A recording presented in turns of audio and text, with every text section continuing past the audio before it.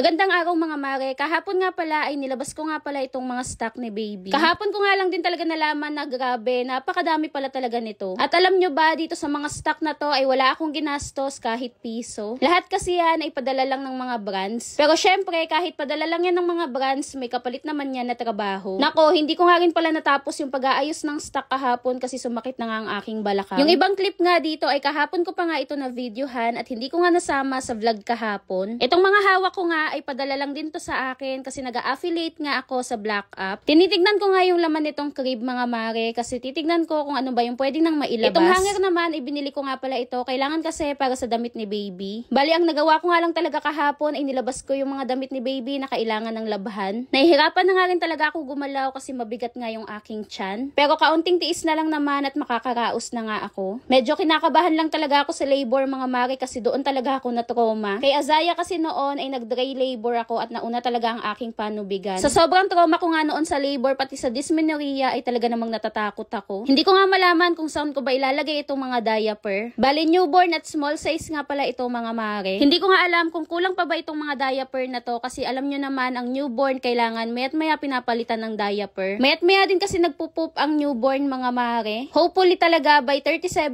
weeks ay mga anak din agad ako para makaraos na. Alam nyo hindi talaga biro magbuntis at mga anak. Sana lang talaga maging smooth yung panganganak ko ngayon dito sa aking second baby. Kay Azaya noon ay pandemic pa ngayon kaya naman sa lying in lang ako ng anak at first baby pa ngayon. Hindi ko talaga makakalimutan yung tinatahi ako ng walang anesthesia, tamang hinga-hingang malalim lang. Totoo nga yung sinabi nila na lahat titiisin para sa anak. Sabi ko naman sa inyo, hindi napapakali itong buntis na to, ayan, at nilipat na naman nga yung mga diaper. Sabi ko kasi ay dito ko na nga lang ilalagay sa rack para hindi na nga palipat-lipat. Napakahirap naman kasi gumalaw kapag ka malaki nga ang tiyan. Tapos itong mga essential naman ay nilabas ko muna para nga makita ko kung ano pa ba yung mga kulang. Pero tingin ko ay hindi na nga ako bibili kasi napakarami nito mga mare. Yung iba nga ay hindi ko na nga nilabas sa box kasi hindi nakakasya dito sa aming kwarto. Chinek ko nga rin yung mga wipes kasi baka natuyo kasi napakatagal na nga niyan. 6 months pa lang kasi ata ako ay pinadalhan na nga ako ng Unilove. Pero buti na nga lang at sealed na sealed nga itong mga wipes kaya naman hindi nga natuyo. Alam nyo ba, sobrang saya ng puso ko kasi full stock nga ang aking mga baby. Alam nyo yon, hindi ko na nga kailangan bumili para lang magkaroon sila ng stock. Kaya naman nagpapasalamat talaga ako kay Lord sa ganitong trabahong binigay niya sa akin. Nasa bahay lang ako, nakakapagtrabaho at naalagaan ko pa yung mga anak ko. Tapos lahat pa ng kailangan ay naipoprovide namin. Ito na nga pala lahat yon mga mare. Tapos yung iba nga ay hindi ko pa nga natanggal sa box. Hindi ko na nga rin nailabas yung duyan at yung mga liguan. Tapos yung crib nga ay may laman pa nga yan, hindi ko nga rin nailabas. Hindi ko na nga tinanggal sa box yung iba kasi wala pa din naman talaga akong paglalagyan. Yung iba naman ay sa susunod ko na nga lang i-organize at nakakalat pa nga dito sa aming kwarto. Nung mga time na nga na to ay nangawit na nga ang aking balakang at nanakit na nga ang aking puson kaya naman hindi ko na nga rin natapos. Yung mga malalaking gamit nga ipapakita ko sa susunod na vlog mga mare. Katulad na nga lang nitong higaan, duyan, pati nga itong liguan. Pati pala yung stroller mga mare, lahat nga din yan ay galing lang din sa Black App. Hindi na nga kinaya ng aking powers kaya naman hindi ko na nga rin nabuksan ngayon. Ngayong buntis nga ako ay napakabilis ko talagang mapagod mga mare. Tapos itong crib naman ay punong-puno pa nga rin ito ng gamit. Kaninang umaga naman ay nilabas ko na nga itong map at magmamap nga ako dito sa aming kwarto. Bumili nga ako ng bagong map mga mare para nga dito sa aming kwarto. Kailangan talaga malinis ang kwarto mga mare lalo na at padating na nga si baby. Zolele M16 nga pala itong map na nabili ko mga mare. Yung pinakagusto ko nga dito kasi hiwalay nga yung malinis at yung maduming tubig. Ganito nga rin pala yung isang map namin. Subok ko na nga ito kaya naman ito nga uli yung binili ko. May kasama nga pala itong extra na map cloth mga mare kaya naman may pangpalit na nga din. Ang maganda pa nga dito ay may built-in na brush na siya kaya naman nalilinisan talaga yung map. Yung mga gamit pala ni baby ay nilagay nga muna doon sa kabilang kwarto. Pero itong magiging damitan niya nga ay hindi ko na nga pala yan nilabas. Medyo maalikabok nga kaya naman pupunasan ko muna ng wipes. Maliit itong damitan ni baby, siguro pang newborn lang muna talaga yung mailalagay namin dito. Tapos yung ibang gamit niya naman ilalagay ko muna doon sa drawer sa ilalim ng higaan namin. Sinubukan ko na nga rin itong bagong map mga mare at ang ganda nga kasi ang dali niya lang din ikot-ikutin. Nalagyan na nga rin pala yan ng tubig doon sa malinis na lagayan. Bali, ang uunahin ko nga ay itong pader muna. Actually, konti nga lang itong nalinisan ko kasi nanakit na agad ang aking balakang kaya naman si Daddy Mark na din ang tumapos. Yung kisame naman ay hindi ko abot yan kaya naman ang Daddy Mark na ang maglilinis niyan. May mga alikabok na nga na nakadikit dito sa pader tapos may mga agyo na nga din kaya naman kailangan talagang linisin. Ayun din talaga yung reason kung bakit bumili kami ng bagong map para nga malinis itong pader. Syempre, kailangan nga pagdating ni baby ay malinis na malinis itong kwarto. Na-miss ko nga rin yung mga ganitong gawain gawain kasi napakatagal ko naman talaga na bed rest. Kung tutuusin nga ay dapat bed rest pa din talaga ako hanggang ngayon kaso hindi ko na talaga matiis. Ayoko namang abutin ako ng panganganak tapos hindi ko ba nga nagawa yung mga dapat kong gawin. Pero syempre bawat kilos ko naman ay alalay lang at hindi talaga ako nagpapakapagod ng todo. Pagkatapos ng sa pader, itong tiles naman yung minap ko. Hindi naman masyado itong madumi mga mare kasi kakamap lang din nila kagabi. Nakakatuwa nga itong map mga mare kasi madali lang siyang gamitin at hindi nga dumidikit doon sa tiles. Murang-mura ko lang yan nabili mga mare, wala pa ata sa 1K. Kaya naman kung bet nyo din, ilalagay ko na nga lang sa yellow na basket at sa comment section yung link kung saan ma-order. So ayun lang for today's video. Kita-kita tayo next vlog!